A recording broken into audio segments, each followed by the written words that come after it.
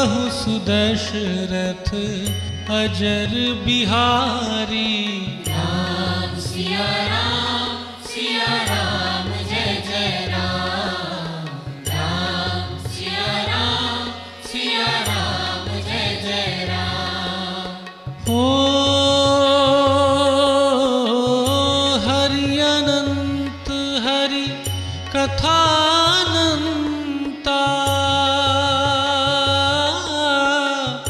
कहहि सुनहि बहु विधि सब संता। राम सिया राम जय जय राम। राम सिया राम जय जय राम।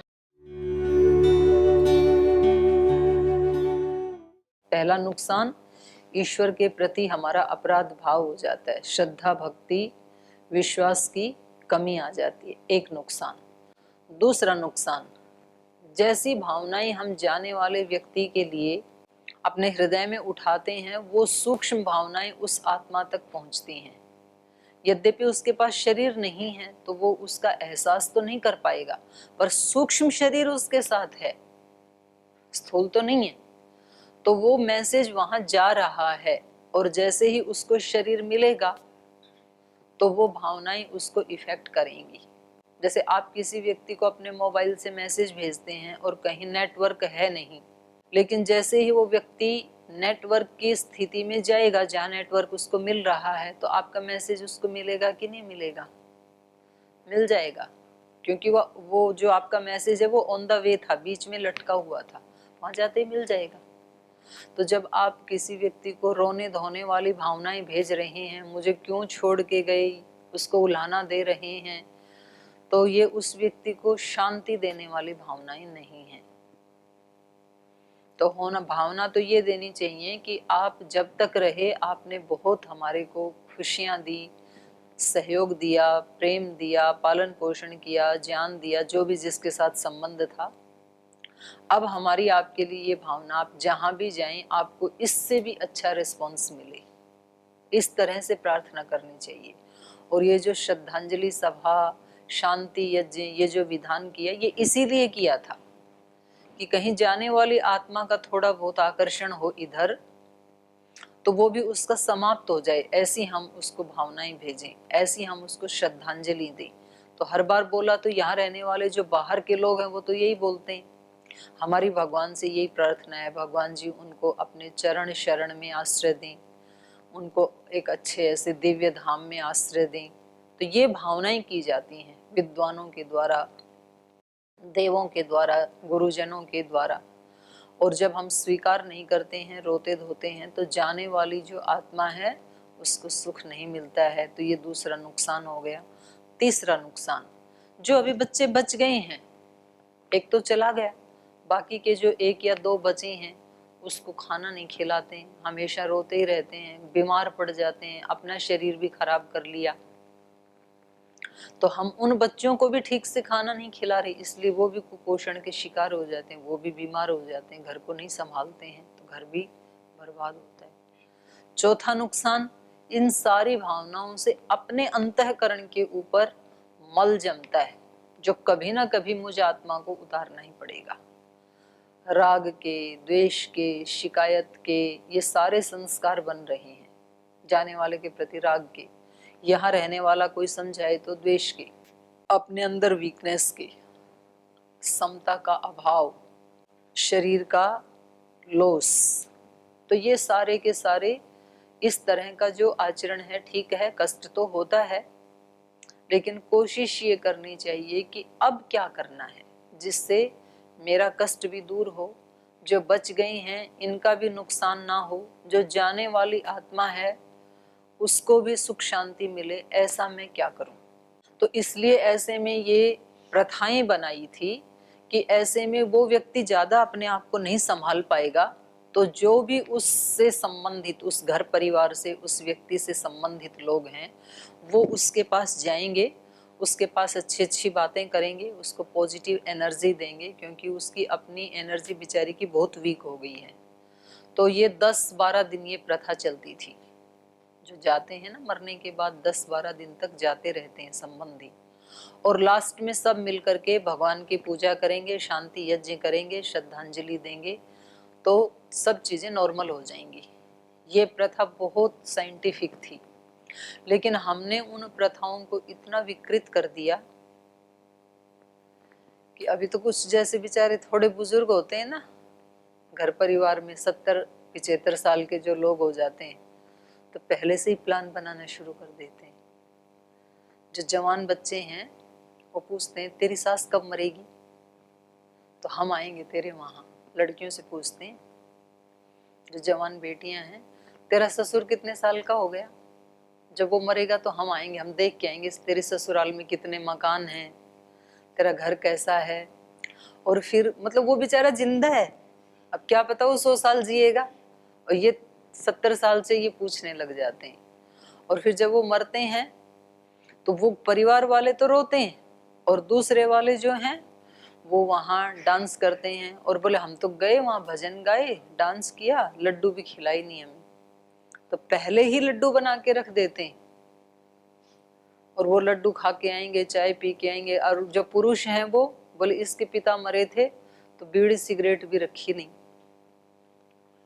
मतलब जो चीजें कोसों दूर होनी चाहिए वो रखनी जरूरी होती हैं, अनिवार्य होता है। मैंने देखे ऐसे परिवार कि उन परिवारों में कोई भी बीड़ी सिगरेट आदि पीते नहीं थे, और जब उनके पिताजी गुजरे तो दूसरे लोग आके बोले भाई ये क्या तरीका है, हुक्का, पहले तो हुक्का रखते थे, अब हुक्के का फैशन चला गया, तो बोले बीड़ी सिगरेट रखो सब जगह। हम तो उनके पिता मरे, उनके दादा मरे, तो इतनी बेस्ट क्वालिटी की सिगरेट रखी हुई थी वहां, आपने तो कुछ भी नहीं रखा। बोल जी कोई आए ना आए हम सिगरेट बीड़ी नहीं रखेंगे। ऐसे कुछ लोगों ने पहल की। आप चाहें तो हम लौंग, इलायची, सौंफ रख सकते हैं, आप वो खा सकते हैं, ये नहीं रखेंगे हम। तो उनको बहुत विकृत कर दिया हमने। और फिर वहां थोड़ी देर तो वो लड्डू खाएंगे, चाय पिएंगे, बीड़ी सिगरेट पिएंगे एक दूसरे की, और उसके बाद चर्चा शुरू हो जाती पॉलिटिक्स की। बीजेपी ऐसी, कांग्रेस ऐसी, वो एमपी ऐसा, वो एमएलए ऐसा, वो चुनाव में क्यों जीता, इस गांव में वो सरपंच क्यों बना, वही झगड़ा कर देते हैं। मेरे को अभी बता रहे थे हमारे एक कर्नाटक के राज्य प्रभारी हैं भाई भंवरलाल जी, उनके पिताजी गुजर गए थे अभी। बोल जी मैं अब वहाँ उस घर का बड़ा बेटा, वो है राजस्थान के, रहते हैं कर्नाटक में। तो बोल जी जो वहां पर आए लोग और थोड़ी देर तो चुप बैठे और उसके बाद ये चर्चा करके झगड़ा शुरू कर दें वहां पे। बोले मैं हाथ जोड़ूं कि जी यहाँ पर ये चर्चा मत करो, आप मेरे को सांत्वना नहीं दे सकते हो तो कम से कम मौन ही बैठ जाओ थोड़ी देर। प्रथा तो ये थी कि भाई उस घर के बच्चों को कोई सांत्वना दी जाए, उनको कुछ अच्छे वाक्य कहे जाएं, उनको ये बताया जाए कि कोई बात नहीं हम हैं आपके साथ। ऐसे विकृत हो गया ये।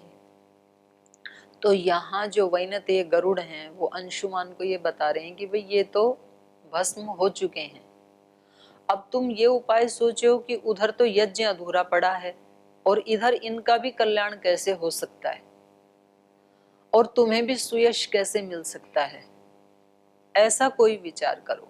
तो ऐसा विचार यही है कि सबसे पहले घोड़े को लो यहाँ से, पहले यज्ञ को संपन्न करो और फिर इनको जलांजलि देने के लिए यहाँ कोई जलाशय नहीं है, कोई ऐसा प्रयास पुरुषार्थ करना पड़ेगा कि गंगा मैया इधर से गुजरे तो अपने आप ही स्वतः ही इनका भी कल्याण हो जाएगा, ये भी स्वर्ग लोकवासी हो जाएंगे। तो इससे हमें ये पता चलता है कि मृत्यु ही नहीं, जीवन में भी कोई भी, सबके जीवन में आते ही हैं उतार चढ़ाव, अच्छी बुरी परिस्थितियां सबके जीवन में आती हैं। ऐसा नहीं है कि कोई छोटे विद्यार्थी हैं तो उनके जीवन में नहीं आएंगी, गुरुकुल के ब्रह्मचारी हैं इनको तो चिंता ही क्या है। हर व्यक्ति को दूसरे का जीवन ऐसे ही लगता है, हर व्यक्ति को लगता है इनको चिंता करने की क्या जरूरत, इनके जीवन में उतार चढ़ाव कैसे आ सकता है, इनको ना कोई कमाई करनी है, ना कोई व्यवस्था करनी, ना मकान बनाना, तो भी आती है।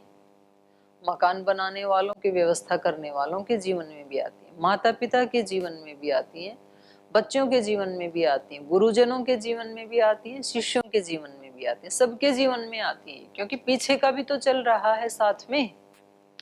तो भावनाएं ऊपर नीचे अप डाउन चलते हैं सबके जीवन में, लेकिन जब भी ऐसा आए तो फिर किस उपाय से बाहर निकलें वो सोचना चाहिए। तो अनेक अनेक उपाय बताए, समस्या तो एक है, उपाय अनेक हैं। गीताकार ने कहा आगमा पाइनो नित्यातान तितिक्षस्व भारत।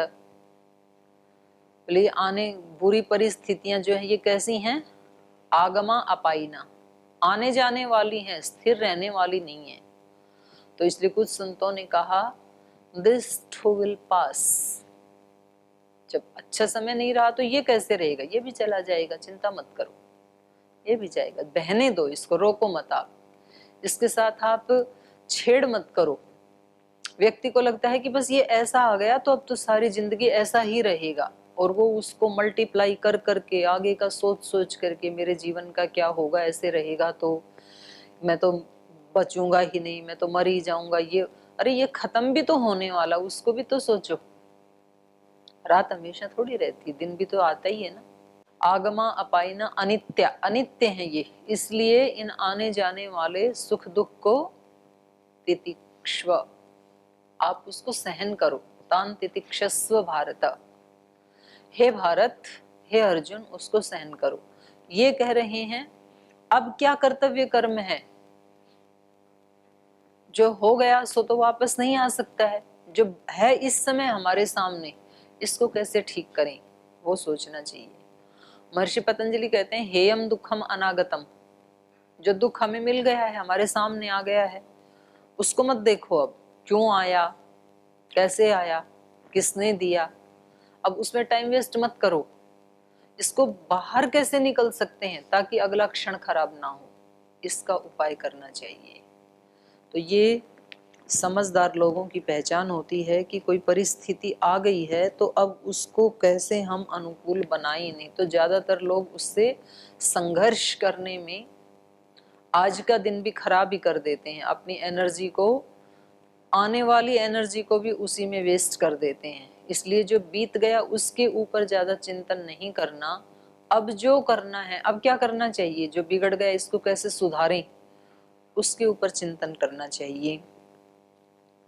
तो इसलिए इन्होंने कहा कि अश्वम संगृह्य पुरुषर्षभः महाभागः निर्गच्छ, इस अश्व को आप स्वीकार करो, पकड़ो, इसको ग्रहण करो और निर्गच्छ, वापस चले जाओ। पैतामहम यज्ञम निर्वर्तयितुम अर्हसि वीर, हे वीर तुम अपने दादाजी के, पैतामहम पितामह से संबंधित जो यज्ञ, तो ये यज्ञ का विशेषण है। कैसा यज्ञ? पैतामहम यज्ञम, अपने पितामह से संबंधित यज्ञ को, अश्वमेध यज्ञ को, निर्वर्तयितुम अर्हसि, आप उसे संपन्न कराओ, वो जो बीच में छूट गया था उसको संपन्न कराओ। सुपर्णवचनं श्रुत्वा सौंशुमानति वीर्यवान् त्वरितं हयमादाय पुनरायात् महातपा। तो इस प्रकार से सुपर्ण वचनम श्रुत्वा, सो अंशुमान, वह अंशुमान, उस अंशुमान ने सुपर्ण वचनम श्रुत्वा, अच्छे हैं पर्ण जिसके, सुपर्ण, तो कोई मनुष्य भी सुपर्ण हो सकता है जिसका यज्ञ और योग निर्विघ्न बराबर चलता रहता है, क्योंकि मनुष्य को उड़ान भरने के लिए दो पंख दिए भगवान ने उसको, यज्ञ योग, भुजाएं भी दो दी आगे बढ़ने के लिए। आकाश जैसे पक्षियों के दो पैर होते हैं उससे उड़ान भरते हैं, वो उसको हिलाते हुए ऊपर उड़ते हैं पंखों को। तो ऐसे ही ये मनुष्य भी यज्ञ और योग को आगे बढ़ाते हुए, यज्ञ का मतलब है अपने पास जो भी सामर्थ्य है उसको सेवा में लगाना, ये यज्ञ है। और योग का मतलब है अपने हर कर्म को यज्ञ में बनाने के लिए भगवान से शक्ति मांगना, शक्ति का अर्जन करना, शक्ति को कमाना, ये तो योग है। शारीरिक शक्ति, मानसिक शक्ति, आत्मिक शक्ति, बौद्धिक शक्ति, चरित्र की शक्ति, हृदय की भावनाओं की शक्ति, ये सब शक्तियां यदि नहीं होंगी तो हमारे कर्म यज्ञ में बनेंगे कैसे। हम हर कर्म को पूजा बनाना चाहते हैं, हर कर्म को हम सेवा बनाना चाहते हैं, हर कर्म को हम यज्ञ बनाना चाहते हैं, तो वो तभी बन पाएगा जब हमारे पास ऐसी सामर्थ्य हो। क्योंकि जब हम कर्म करेंगे तो कुछ ना कुछ दूसरे लोग उसमें विघ्न भी डालेंगे। उस विघ्न से प्रभावित ना होकर के हम अपने कर्मों के उस डिग्निटी और डिवाइनिटी को बनाए रख सकें, ऐसा करने के लिए शक्ति चाहिए हमें। तो शक्ति के लिए हमें करना पड़ेगा योग। तो योग युज धातु से बनता है। तो योग का मतलब है उस परमात्मा से जुड़ करके, क्योंकि बाहर के व्यक्तियों में किसी एक एक व्यक्ति में एक एक प्रकार की शक्ति होती है, तो हमें बहुत सारे महापुरुषों के पास जाना पड़ेगा उन सारी शक्तियों को एकत्रित करने के लिए, और वहां से भी हमें लिमिटेड मिलेगी। लेकिन ये सारी की सारी शक्तियां अनंत रूप में भगवान के पास हैं। जितना ले सकें, जितना आप दोनों हाथों से लूट सकते हैं उतना लूटें, कोई पाप नहीं लगेगा। तो भगवान से हम उन हर प्रकार की शक्तियों को लेने के पात्र बने, श्रद्धालु बने, अभिप्सु बने। क्योंकि व्यक्ति जो चाहता है उसको मिलने भी लगता है, नहीं चाहेंगे तो नहीं मिलेगा। बारिश हो रही है और अपना लोटा उल्टा करके रख दिया तो कितनी भी बारिश होती रहो, लोटे में तो एक बूंद भी नहीं आएगी। तो कितनी भी भगवान की कृपा अनंत अनंत बरस रही है, पर यदि हम इच्छुक नहीं हैं तो हमें नहीं मिलेगी। और इच्छुक हैं तो कितना भी अनंत ले सकते हैं हम उससे, उसके पास अनंत है। तो इसी का नाम है योग। और यज्ञ मतलब उस सारे को सेवा में लगाना। तो इसका लाइव एग्जाम्पल पतंजलि योग पीठ है। श्रद्धेय स्वामी जी महाराज और पूज्य आचार्य जी योग भी करते हैं। योग का मतलब है भगवान से शक्तियों को मांगते हैं। उनको कहीं धरोहर के रूप में तो मिला नहीं कुछ भी, ना तो माता पिता से मिला, ना कोई गुरु की सिद्ध पीठ थी उनके पास, जीरो से चले। तो कहाँ से अर्जित किया? योग के माध्यम से। योग मतलब भगवान। तो अपना पुरुषार्थ पूरा किया, वो ही भगवान से मांगने का तरीका है। पात्र बनना उन शक्तियों का, ये योग है। और फिर जो मिला उसको सेवा में लगाना, अपने लिए खर्च ना करना, अपने सुख के लिए, व्यक्तिगत ऐश्वर्य के लिए खर्च ना करके लाखों करोड़ों लोगों के जीवन को दिव्य बनाने के लिए उसको सेवा में लगाना, ये यज्ञ है। जैसे आप सब विद्यार्थी यहाँ पर पढ़ते हैं, आप लोगों के लिए आवास की व्यवस्था करना, आप लोगों के लिए भोजन की व्यवस्था करना, आप लोगों के लिए वस्त्र आदि की व्यवस्था करना, आप लोगों के ज्ञान के लिए, पढ़ाने के लिए ऐसे व्यक्तियों की व्यवस्था करना, ये सारे कर्म क्या हैं? यज्ञ। क्योंकि उससे आप सबके जीवन में भी खुशियां आएंगी, नहीं तो हमें यह सौभाग्य कहाँ से मिलता। और आपको यह अवसर मिला तो अब आपके अंदर जो छिपी हुई शक्तियां थी, अनअभिव्यक्त थी, प्रसुप्त अवस्था में थी, अब इस सारे इन्वायरमेंट को प्राप्त करके आपका भी फूल खिल जाएगा। नहीं तो वो शक्तियां ऐसे ही पड़ी रह जाती बंद, यदि इस इन्वायरमेंट में नहीं आते। क्योंकि बीज यदि उचित भूमि में ना रोपा जाए तो उससे कभी अंकुर नहीं फूटेगा, उससे कभी कोई पौधा नहीं बनेगा, उसमें कोई पुष्प या फल नहीं आ सकता है। तो वो भूमि तैयार करने वाला वो जो कृषक है वो धन्यवाद का पात्र है। हमारी शक्तियों को अभिव्यक्त करने के लिए पतंजलि योग पीठ में इन दो महापुरुषों ने जो इन्वायरमेंट बनाया, तो उनके लिए हमारा हृदय से शत शत प्रणाम है। नहीं तो कहाँ से हम ये अभिव्यक्त कर पाते। तो इस तरह के काम करना, योग से शक्तियों का अर्जन करना, फिर दूसरों की खुशियों के लिए, उनकी अभिव्यक्ति, शक्ति की अभिव्यक्ति करने के लिए उस धन को और उस सामर्थ्य को खर्च करना, ये क्या हो गया? यज्ञ। तो ऐसे इस यज्ञ को फिर आगे आप भी वैसे ही करेंगे, क्योंकि आपको जो मिला जीवन में किसी ने आपके लिए किया, फिर आगे चल के आप भी वैसे ही करेंगे, वो एक परंपरा बन जाती है।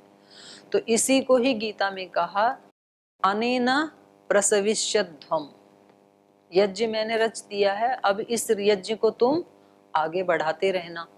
अब पतंजलि योग पीठ का करोड़ों करोड़ों लोगों को खुशी देने का यज्ञ दो महापुरुषों ने शुरू कर दिया है, एक यज्ञ रचा दिया उन्होंने।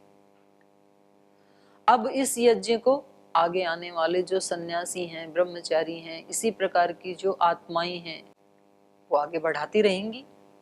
तो पतंजलि योगपीठ सशरीर तो दोनों महापुरुषों के आयुष्य का एक लिमिट है, लेकिन भावनात्मक रूप में और जो आप शरीर तैयार हो रहे हैं वो उन्हीं का ही प्रतिरूप है, अंग प्रत्यंग। जैसे माता पिता के बच्चे उनके वंशज बन जाते हैं और वो वंश उन्हीं के नाम से आगे बढ़ता रहता है, ऐसे पतंजलि योगपीठ कितने दिन रहने वाला है?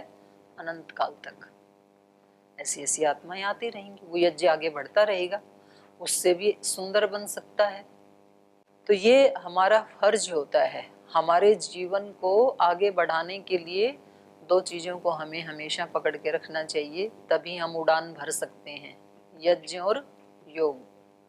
योग से शक्तियों का अर्जन, यज्ञ से शक्तियों का विसर्जन, लोक हित में विसर्जन, ये ही यज्ञ है। तो इसलिए यहाँ इनके मामा को कहा सुपर्ण, सुंदर हैं पर्ण जिनके। आज हम श्रद्धेय स्वामी जी महाराज को कह सकते हैं सुपर्ण, आज हम पूज्य आचार्य जी को कह सकते हैं सुपर्ण, अच्छे हैं पंख जिनके, उसको सुपर्ण कहा है, क्योंकि उन्होंने इतनी लंबी उड़ान भरी है उससे आकाश में। तो हम भी ऐसे ही बने। तो ये भी कैसे हैं इनके मातुल? सुपर्ण। सो अंशुमान, उस अंशुमान ने सुपर्ण वचनम श्रुत्वा, सुपर्ण के वचनों को सुनकर, वैनतेय गरुड़ के वचनों को सुनकर के, अति वीर्यवान, अंशुमान कैसे हैं? अति वीर्यवान, अत्यंत पराक्रमी, त्वरितम हयम आदाय, बहुत जल्दी से उस अश्व को लेकर के। पहले भी इनका बताया ये कैसे हैं? लघु विक्रम इनके लिए संबोधन आया था, लघु काल में पराक्रम को दिखाने वाले। तो इसलिए यहाँ भी इन्होंने घोड़े को त्वरितम आदाय, शीघ्रता से ग्रहण करके, त्वरितम हयम आदाय पुनः आयात महातपः, वो महातपस्वी पुनः वापस आ गए वहीं अपने दादाजी के पास। ततो राजानम आसाद्य दीक्षितम रघुनंदन न्यवेदयत यथावृत्तम सुपर्ण वचनम तथा। तो हे रघुनंदन, विश्वामित्र जी सुनाते जा रहे हैं श्री राम को ये सारी कथा, उनके पूर्वजों की कहानी।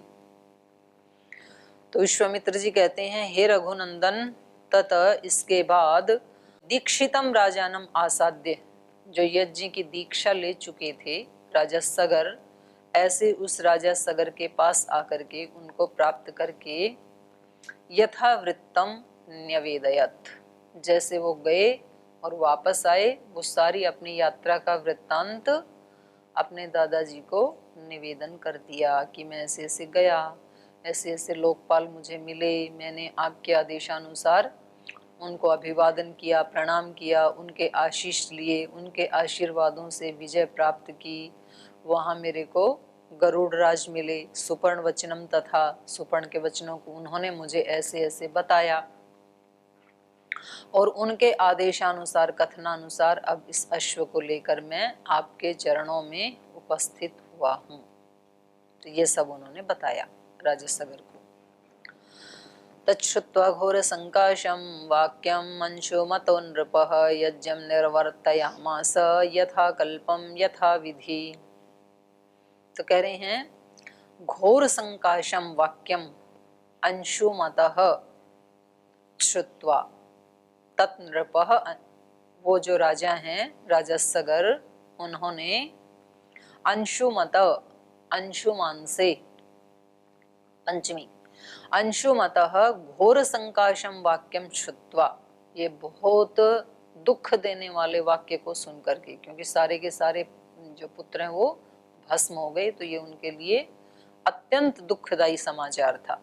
तो इस घोर घनघोर भयंकर समाचार को सुन करके राजा दुखी हुए, लेकिन यज्ञम निर्वर्तयामास, लेकिन तो भी ये भी धैर्यवान हैं। तो ऐसा नहीं है कि भाई अब बच्चे ही यदि भस्म हो गए तब काहे का यज्ञ, अब छोड़ो। हम लोग तो सबसे पहले क्या करते हैं, जिस दिन मन दुखी हो उस दिन सबसे पहला काम आज से मंदिर जाना बंद। क्यों? घर में मौत हो गई। आज से घर में दिया जलाना, पूजा करना, आरती करना बंद। क्यों? क्योंकि घर में मौत हो गई, सूतक लग गया। सूतक लग गया तो और जरूरी है करना। जो सूतक तो बुरा होता है। सूतक होता है जब कोई व्यक्ति की मृत्यु हो जाती है तो कहते हैं कि घर में 12 दिन तक कोई भी अच्छा काम नहीं होगा। बच्चा पैदा होने पे भी सूतक लगता है, मरने के बाद भी सूतक लगता है। सूतक का मतलब होता है कि बड़े काम करने बंद, पूजा पाठ बंद, यज्ञ करना बंद।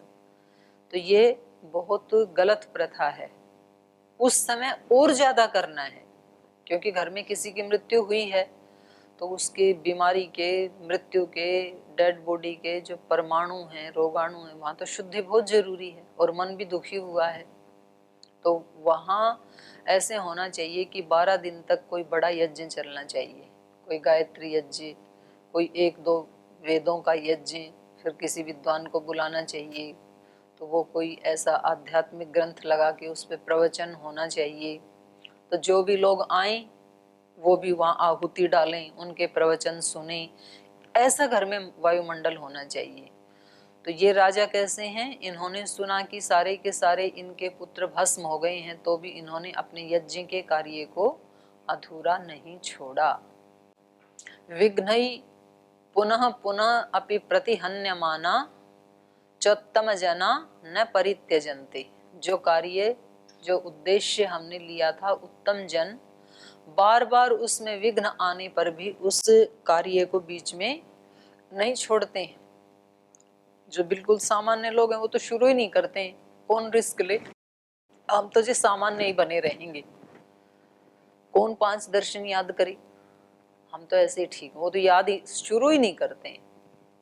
कुछ ऐसे हैं कि हिम्मत तो दिखाते हैं, शुरू तो कर देते हैं, लेकिन जैसे ही बीच में विघ्न आया मैदान छोड़ देते हैं। वो मध्यम कोटि के लोग कहलाते हैं।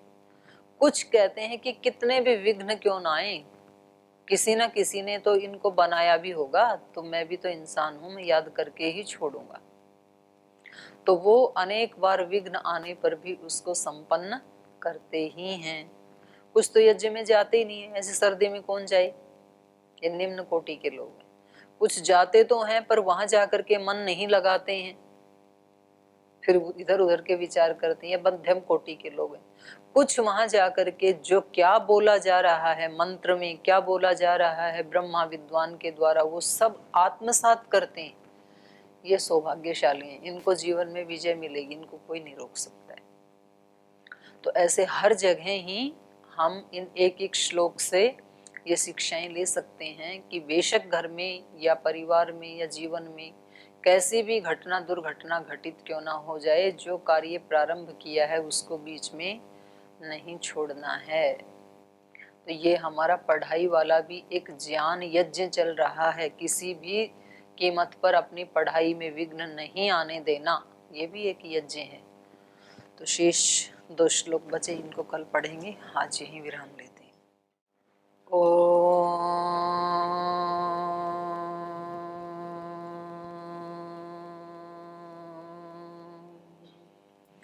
शांति शांति शांति। श्री गुरुभ्यो नमः।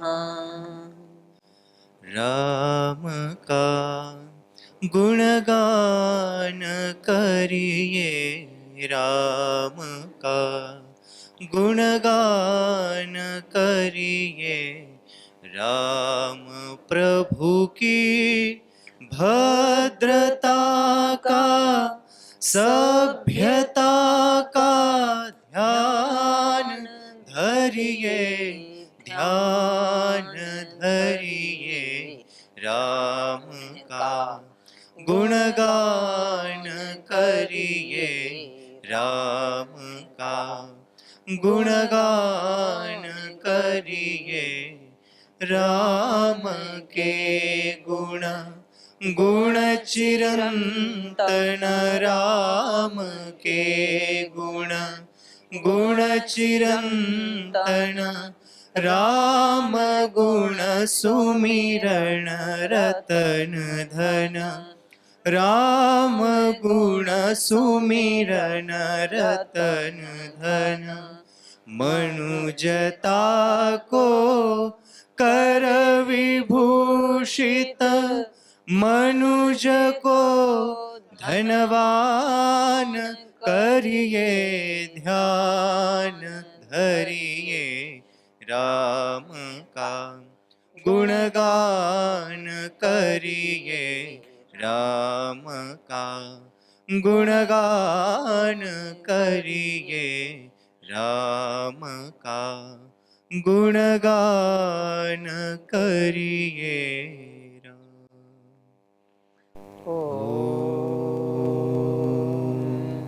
श्री गुरुभ्यो